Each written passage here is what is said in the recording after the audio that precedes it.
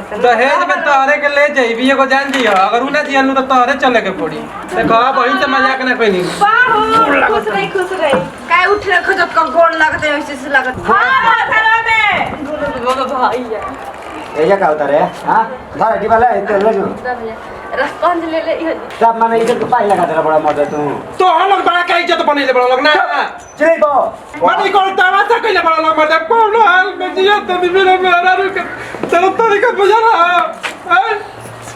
अरे बाबा का हला कल बसने जोर लागत नहीं अजी रोया गने बिना गांव में भइले हमें पूरा गांव में नाम का हसबै तो क्या करी हम गाँव ना करा के जा कोई नहीं 5 साल से जेकर गाँव ना बड़ी तो बगलो ना हुई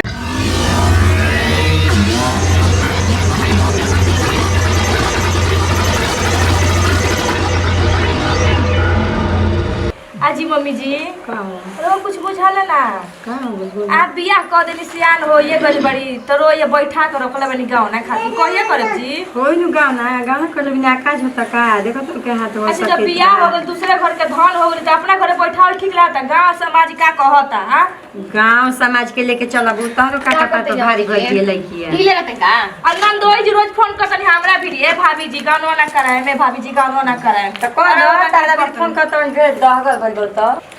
का आखिर चाहत लोग का माने बियाह कइले बनी गाँव ना करब अरे मारा त गाँव ना होई गाँव ना बिना का भागो जाता तू तो कहत नहीं आई भाई हम छोड़ छाड़ देम न दोसर बियाह कर लेम तो निमने पाऊ ना बतिया दा का कहत नहीं माथा खराब बिया त नहीं हां गोला तनी खुश रही का कहतन जी माने काहे का बियाह कइले बन जा हम एते रही अजी का कहम तो समझा के एकदम पगला गइल बानी ना पूछी कहतनी गाँव ना करे के ना मम्मी जी कहतनी गाँव ना करे के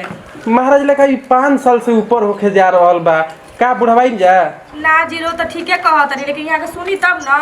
देखी हम अब कुछ नहीं हम आवत नहीं अब वही हमो रहब आधा तो लेके हम आई अपन मेहर ठीक है कहतनी अब गाँव ना खुद ना करब लेके घरे कोई ना के जाने के आवे के मन हमनी की इज्जत ये लेब का आके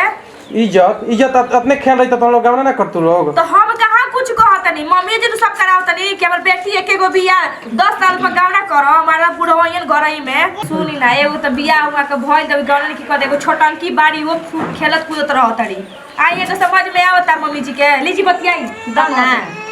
हेलो गोला तुम खुश रही मारे ले जाके ई का सब रोगा कइले बनी बताई जा हमारा गांव घर में इज्जत बाकी ना काम मर गावना कुताइल बन जी होई नु गावना तो काहे के बियाह कनी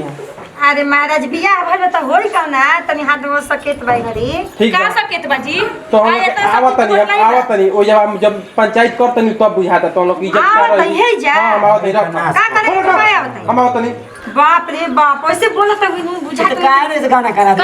हां जब अपना घर है ना चाहे ओने ए माई का होय हमर चप्पल टूट गेल बा अरे तो चप्पल टूट गेल त ना कि नहीं नहीं ना बैठा के की ना धइना चप्पल चार मुसा हमरे के बोले चप्पल ना तोरा के देख जोन जोन कहबे तुम तो सेवा दे पाउंड फोन करे ना गावना के दिन अबो तो हम कहि दे रे पवारी का भइल जे तो कपार बगी के टंगवा के धरबे हां एक तो बचपने में बियाह कर देला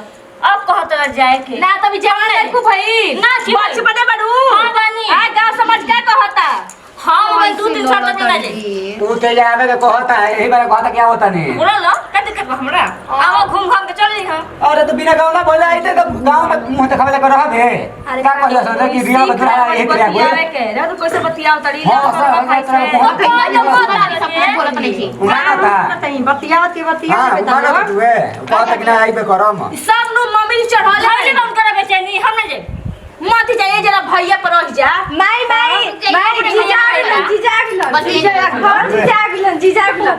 जीजा गिलो गाड़ी साइड में जाओ तर चको साइड में ए दीदी जीजा गिलो चाचा का सामने जाओ कर के ले हो जा होका खुश होका वो बुझा दे जिया अरे क्या बोलता बे क्या मतलब अरे जा बोला खा कम से कम मैं बोलता ले आवा देखिए से का कहयो सन हम जातन जीजा जी के लिए क्या है हम जातन चाचा को साइड में पागल सन की सत्ते बड़ उसन सोता के मर जा ना ले आवा जो जो बुझाता कर हम अरे जाते देखो चुपचाप कहत न मान जो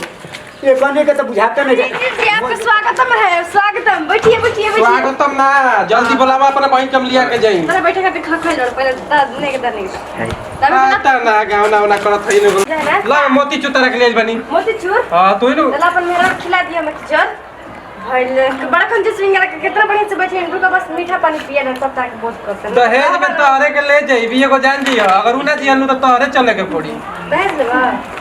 ठीक अपन बहिनी के भेज दिया हमारे लिए तो हमारे लिए देखो बहिन से मजाक ना कोई बाहु खुश रही काय उठ रखो जब का गोड़ लगते है ऐसे से लगता नहीं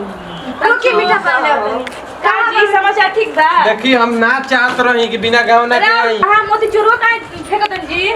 मोती चूर ले आइल बनी मैं गाँव ना कराई लुगु लेके आइल बनी हां देखी तो कैसन दल बेटा माई जाई होने देखत रही काहे मुंह फुलेले बनी जी ए महाराज छी बताई हम कोना बिरो के आग में जियो तने रोगा तनिको पता बा राउ तो ये मरद संग दुबा रन मेरा को बुझाता नहीं कि हमने क्या करी जी खेलवाड़िया दिन भर गांव भर घुमतिया हां नजर मारतिया ये जा भतर के से खोतिया मीठा पानी अब पीली रसदाली लेके आइल बड़ी हम तो जब नहीं गए जा रसगुल्ला ले पानी का हसो तन जी बुची ला ना यो खा जा तो लोग पानी पियावे छोड़ हमरा पानी ले आई पानी पीली ले निमन का बोतल चंपा सवाल हली आ नाम पी ले अली ना जी पहली बताई कहां बाड़ी बोलाई तो तनी ना खा मौत में खाई के जाना ना काम करो के पानी पियावे ए जाई बुची भेज जा कम से कम ओना बुया तक देखिए अरे जाई बुची भेज दी मम्मी के बोली हम जाई हम चल जी का ना जे लगना जी दे मम्मी जी ये ना देला यही से सिम करे के पड़ल अरे दुनिया के सुनाला ना क्या हो का जी जी का चाहत रो बोली ना नेक ना देनी तो रो बड़ तन जा हां ले बोल ले आ गए आओ तनी हम पाहुन मम्मी जी को बोल के लिट्टी चोखा बना के रहो खाती लीटी से खाई जा खोज बोला उतरी जा हटी ना हम कहा जाई जी मुझे पागल हम छोट साली ना हनी मम्मी जाना का है मम्मी हम तो जाई बोल ना सही दूसरा चाय मत रह लेकिन हमर जीजा जी रस पान ले गई बड़ा रस से जा जा तनी बतियावे त कोई दिन पे तो भेंट भले पिया के बेरी में भैया हो ए भैया तो दीदी में का रख दे का सुंदर है का छी ए भैया जब किसी तो हमरो ले 20 भी रहता था मनीषा हां घरवा में भैया ये क्या होता रे हां धर डी वाला इधर ले जो रेस्पॉन्स ले ले सब माने इधर तो पाई लगा तेरा बड़ा मर्द तू तो हम लोग बड़ा का इज्जत बनेले बड़ा लोग ना चले बो आवाज नीचे करा दे जानता नो ये पूजा कर बने जानो जे थोड़ा हम काम करना तू थुरबा पाउन के थुरबा पाम पाम गति करते का करी आती देख मैंने गलती कर देनी जब हमारा मेरा हो जाना जी तो हम नहीं किए जा सकत अरे तो गांव ना होला तो हो बाबा जो नीचे पर जे बैठो बैठो का मैंने का बैठा मनी को तमाशा कइले बड़ा लोग मर कौन हाल में जियो तभी मेरा रुक चलो तरीका बुझा रहा अरे बाबा का हल्ला कर बसने जोर लागत नहीं अजी रोया गने बिना गांव में भइले हमर पूरा गांव में नाम का हसबै तो क्या करी हम गाँव ना करा कहीं जा कोई नहीं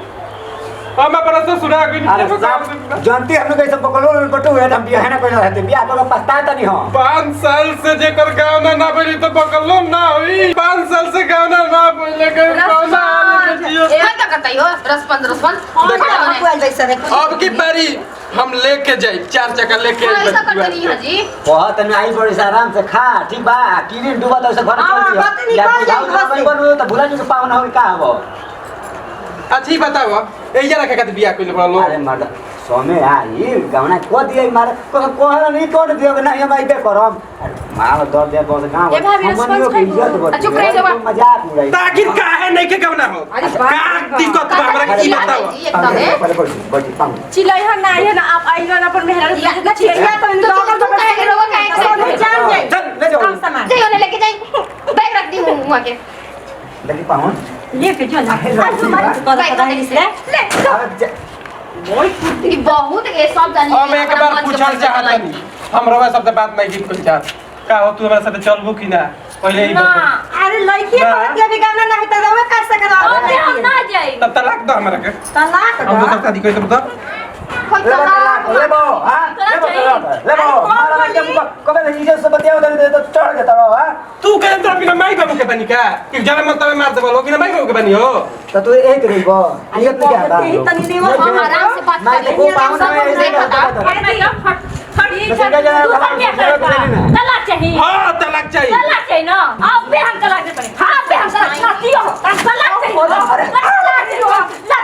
तलाक दे ना तलाक हम दे हम तलाक दे हम तलाक दे हां तलाक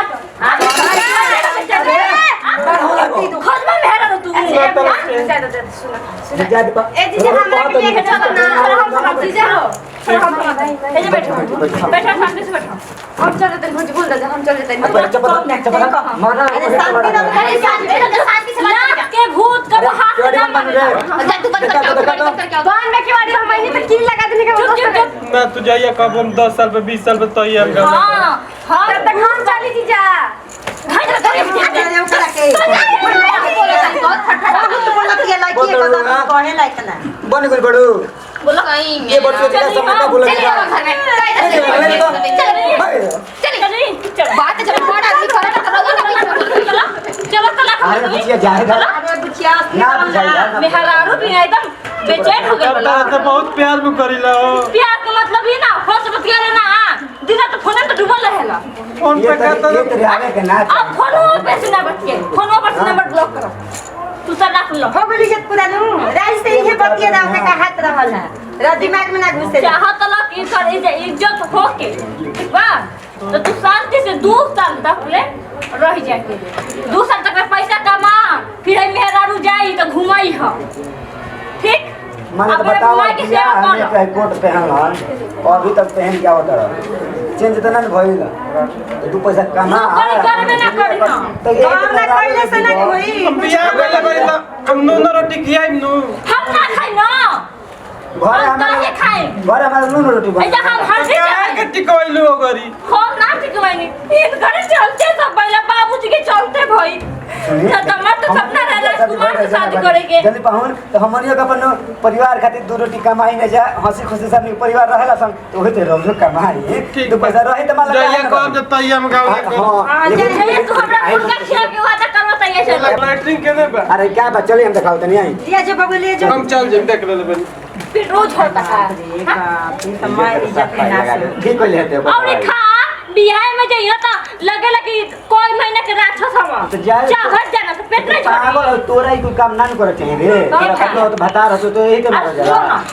मोरस के दवा के ना रखो तो ये हुकूमत कैसे चलाई आ त भइया रहल नु हम रहनी हो जाई वैसे नु ये तो डरदा कोमर रो कैसे ससुरा के पैसा नहीं हन में भेजना कहिया के तोर भाई शेर के कहां देबे लो का ना ना हां पहले बोल लैट्रिन में लैट्रिन हां जा ढुक जाओ में तू तो बोलबे मत कर हर में सब चढ़ुआ पहला मात्र लका साई भाई यार कहत तूर दे बोला बाबूजी हमारे चोरा चोरा बोलत ये ना समझा दे ना तो धक ना कौन ना खींच दे बोल अच्छा जीजा छेरे बिलो हंकार हां पेट खराब हो गया कामू जात ये सब बोलल जला कट है पागल गई आगवा हां बुझा साला ना तो होता है करा लिट्टी चोखा बनावा भौजी के लिए बना खा दूंगा खिलावा अभी जा करो लिट्टी चोखा ना है जा ले आवा अरे मुगा इति चावल बना दिया सन एक बार बाद किया 4 बजे बोले माई हमके विदा कर दिया ठीक हम जातन ले होता नहीं जा बाप रे बाप हमार तो किस्मते एकदम फूट गई दामाद ऐसन के बिना गौने करले चलता बेटी को ऐसा चाल खराब के चप्पल उठा के मार ना दोनों जना की इज्जत बन गई आ हम तो सोचनी के दामाद ऐसा मिली नु कि हमार जिंदगी धन हो जाई हमर हमर लड़कियों के ऐसा मिलल बनी कामा नु के कमा तो हले नहीं के 1 रुपया गांव ना का के बाई में पड़ल बगे एक लागत लपकी बगे ठीक कइली है लड़की हमार का करी रे मैं ई त कहती है कि 2 साल पे गाँव ना करो जान दे मैं हमारा में तो कोनो नहीं फसल बिया और फंसे के तो हम बुरी तरह से फंस गई ना निकलने सफरता ना घुसने सफरता जाए दे मैं मौत रो 10-15 नहीं बच जा पति को मैं बाद में बात करते बैठो ना अच्छा ही बताओ तार दीदी के को चक्कर को ना चल कोई ले 10 में से तो बतिया आवे ना सच कर रहन हमरा बिल्कुल पसंद है जान दो हमारे हमरो ईश्वर कर हमरा केहू से न बतल हम तो आते ना करना कहीं बस हम जगह से बियाह करन न ऊ करे सब प्यार कर हम इतना सोच ना अच्छा तारा पैसा लागिला एकदम हीरो जैसा सुंदर हम ना देख रही रोना जैसा लड़के सुनो का तू ही ना चलते तू दीदिया के जमाइए पे सही में और देखो तार दीदिया अपने के चप्पल मार लिया अब मान लो जब ऐजा ऐसे मारते तो यो तो मर यार जानते हो तार दीदिया आगे बड़ी 76 ये जीजा जी बड़ा सुंदर कनिया अच्छा एक कोरिया एक बार ट्राई करते हैं गोर बन करिए वाली हां ठीक बन सुंदर बन चलिए अपन बस बियाह कर लेते हैं बाकी एकदम तार दीदिया फसल भी है नु ओहो जीजा जी विश्वास नहीं करते जा सुनो ना बोला ना जीजा जी तू ही चल चल। यही बार भाग अभी चला तू क्या कर से बतियात रहा हम अपने माई से लेकिन हाँ अभी तो तू कहा था बियाह के चाहिए बियाह कइला के बाद ना तार नस नस एकदम टाइट कर दे हम ई कहो ई के झाड़ से मारना तू जवन कहबू देवता तवन हाँ। बाकी तू ही चल ना तब जब कहन जाए को तबे जाए के बा ना तुम्हारी इज्जत बातचीत हाँ। माई हमर कहले बिया के बेटा तोर माई के कसम पतो ही लेके आइए जान अब दिया तो जाई हम सोच रहे ना जेकरा से बियाह होई ना ओकरा के झाड़ू से मार मार के टाइट रखी मिट्टी अपना कहला मेरा ठीक बा जवन तार गोड़ लगाई तेल लगाई मोय जवन कहबू तवन कर बाकी तू चल हमरा साथे सही में हां भाग के चल के बनू? मोय तारा का स्पंज का पूरा रसगुल्ला ले ले आ ढल डोसा मोय खियाई हम तारा के ठीक बच्चे चलियो कोनी गोली से भाड़ में चल चल चली दीदी